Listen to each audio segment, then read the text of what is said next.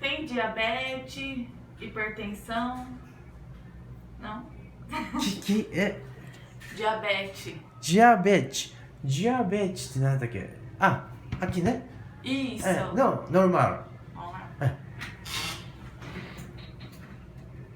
Ah, vai filmar? Sim, eu youtuber assistir depois anúncio amigos. Primeira vez. Você é da onde? Marília. Moro, né? Tá morando aqui. Morando aqui. Mas você nasceu aonde? Nasceu no Japão. No Japão. Japão, Ah, tá. Hiroshima, sabe? Cidade Tá. Hiroshima. Sim. E moro Brasil, 10 anos. Moro aqui, acho que 5 anos, né? Este ano. Já faz tempo. Antes, São Paulo. Ó, vou jogar um geladinho, tá? Sim. Água.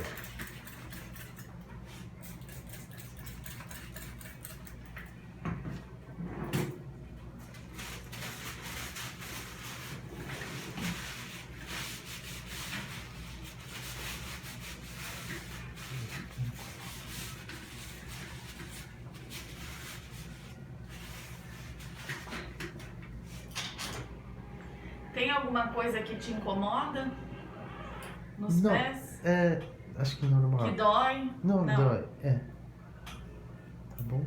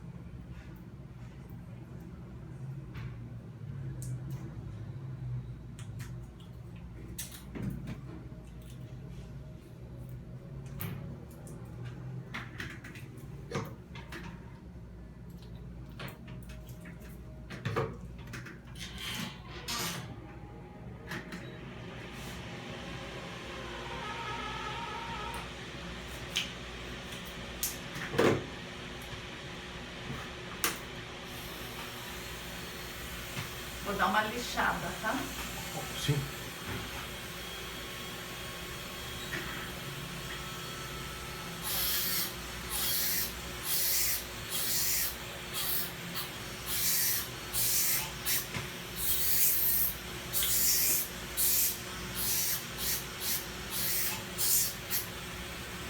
Faz cosquinha. Tá bom.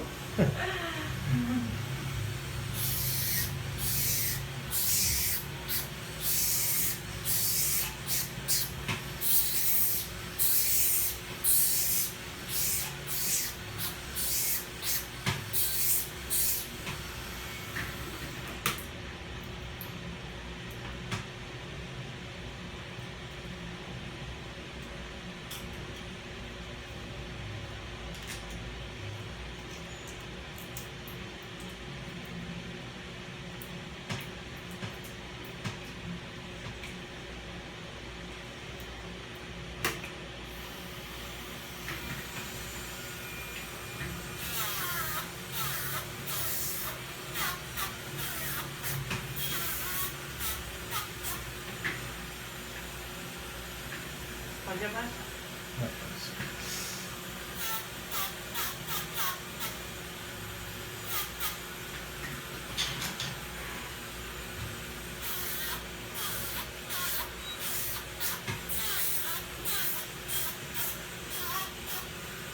Pode abaixar. Não.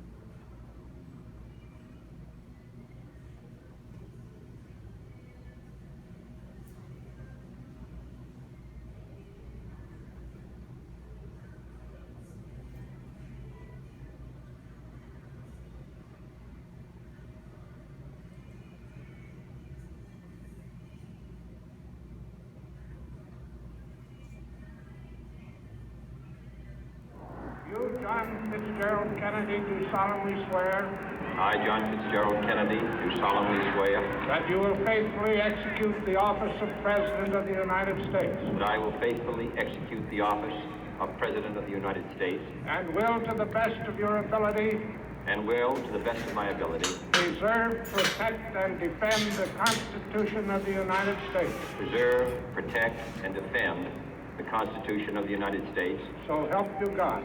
So help me God.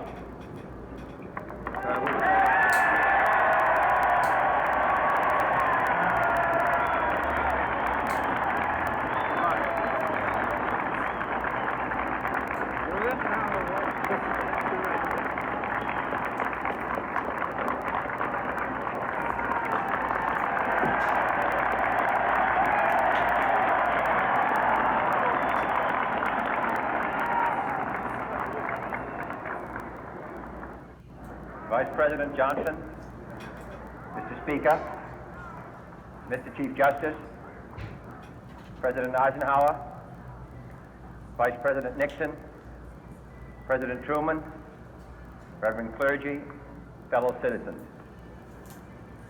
We observe today not a victory of party, but a celebration of freedom, symbolizing an end as well as a beginning, signifying renewal as well as change.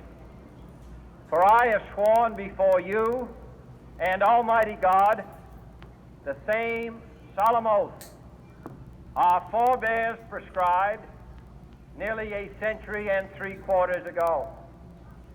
The world is very different now, for man holds in his mortal hands the power to abolish all forms of human poverty and all forms of human life.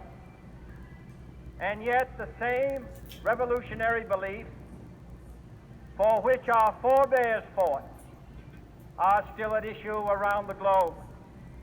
The belief that the rights of man come not from the generosity of the state, but from the hand of God. We dare not forget today that we are the heirs of that first revolution.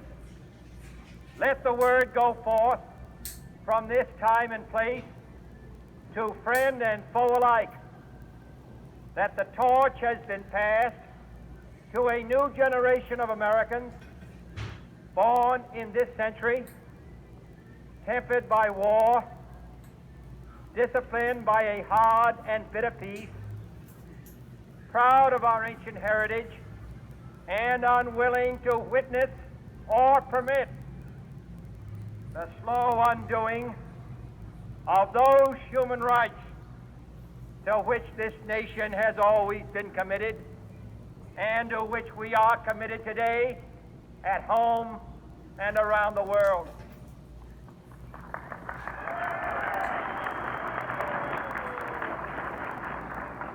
Let every nation know, whether it wishes us well or ill, that we shall pay any price, bear any burden, meet any hardship, support any friend, oppose any foe to assure the survival and the success of liberty.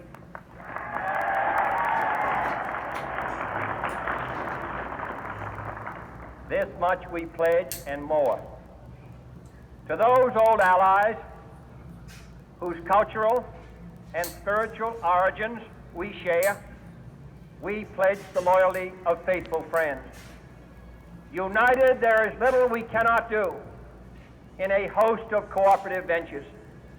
Divided, there is little we can do, for we dare not meet a powerful challenge at odds and split asunder. To those new states whom we welcome to the ranks of the free, we pledge our word that one form of colonial control shall not have passed away, merely to be replaced by a far more iron tyranny. We shall not always expect to find them supporting our views, but we shall always hope to find them strongly supporting their own freedom.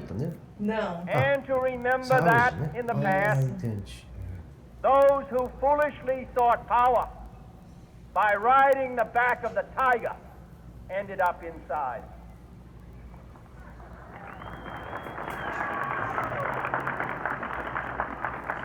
To those people in the huts and villages across the globe, struggling to break the bonds of mass misery, we pledge our best efforts to help them help themselves.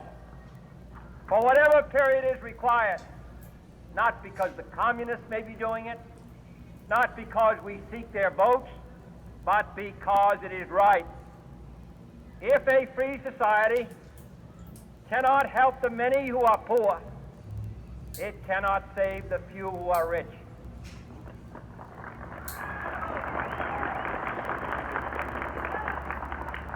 To our sister republics south of our border, we offer a special pledge to convert our good words into good deeds.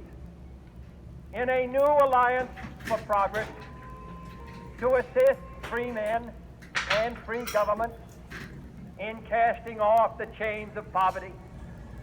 But this peaceful revolution of hope cannot become the prey of hostile powers. Let all our neighbors know that we shall join with them to oppose aggression or subversion anywhere in the Americas. And let every other power know that this hemisphere intends to remain the master of its own house.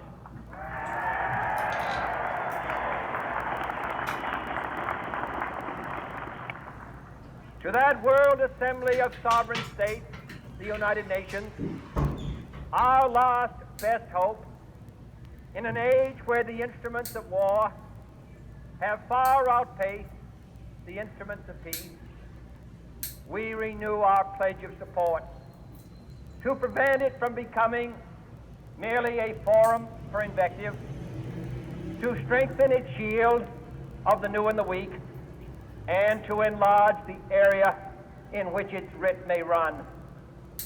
Finally, to those nations who would make themselves our adversary, we offer not a pledge, but a request that both sides begin anew the quest for peace. Before the dark powers of destruction, unleashed by science, engulf all humanity in planned or accidental self-destruction.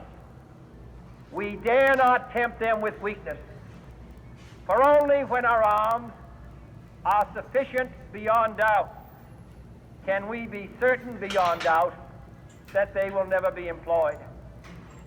But neither can two great and powerful groups of nations take comfort from our present course, both sides overburdened by the cost of modern weapons, both rightly alarmed by the steady spread of the deadly atom, yet both racing to alter that uncertain balance of terror that stays the hand of mankind's final war. So let us begin anew, remembering on both sides that civility is not a sign of weakness, and sincerity is always subject to proof. Let us never negotiate out of fear, but let us never fear to negotiate.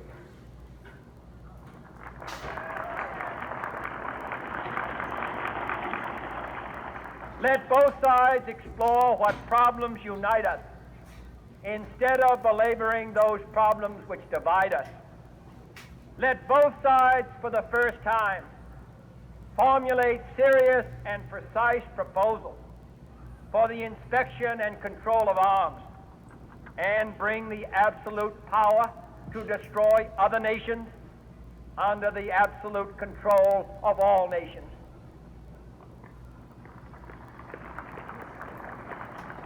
Let both sides seek to invoke the wonders of science instead of its terrors. Together, let us explore the stars, conquer the desert, eradicate disease, tap the ocean depths, and encourage the arts and commerce. Let both sides unite to heed in all corners of the earth the command of Isaiah to undo the heavy burden and let the oppressed go free. And if a beachhead of cooperation may push back the jungle of suspicion, let both sides join in creating a new endeavor, not a new balance of power, but a new world of law, where the strong are just and the weak secure and the peace preserved. All this will not be finished in the first 100 days, nor will it be finished in the first 1,000 days, nor in the life of this administration, nor even perhaps in our lifetime on this planet. But let us begin.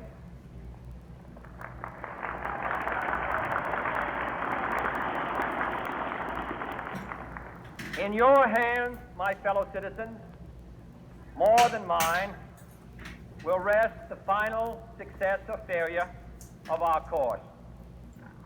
Since this country was founded, each generation of Americans has been summoned to give testimony to its national loyalty.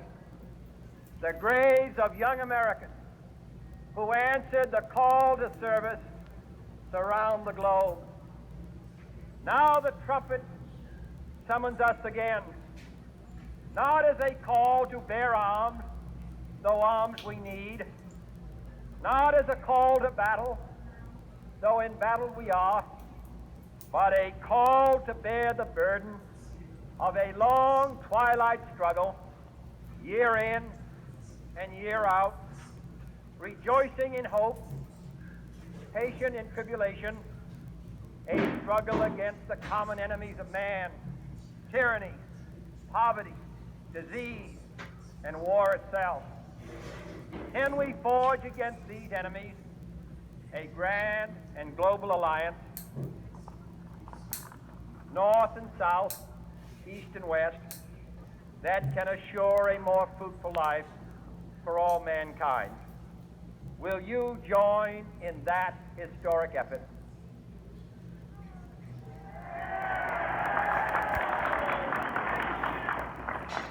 In the long history of the world, only a few generations have been granted the role of defending freedom in its hour of maximum danger. I do not shrink from this responsibility. I welcome it.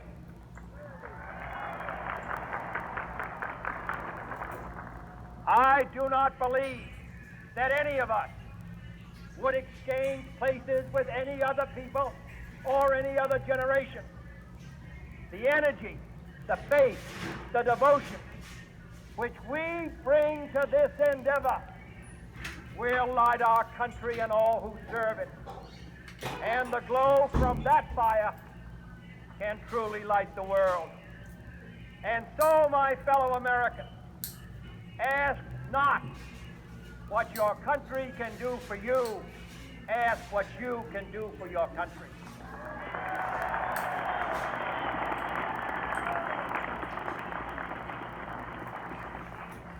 My fellow citizens of the world, ask not what America will do for you, but what together we can do for the freedom of man.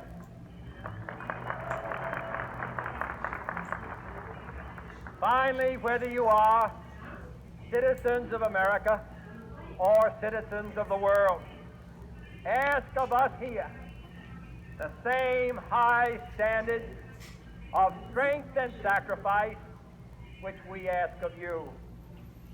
With a good conscience, our only sure reward, with history the final judge of our deeds, let us go forth to lead the land we love, asking his blessing and his help, but knowing that here on earth, God's work must truly be our own.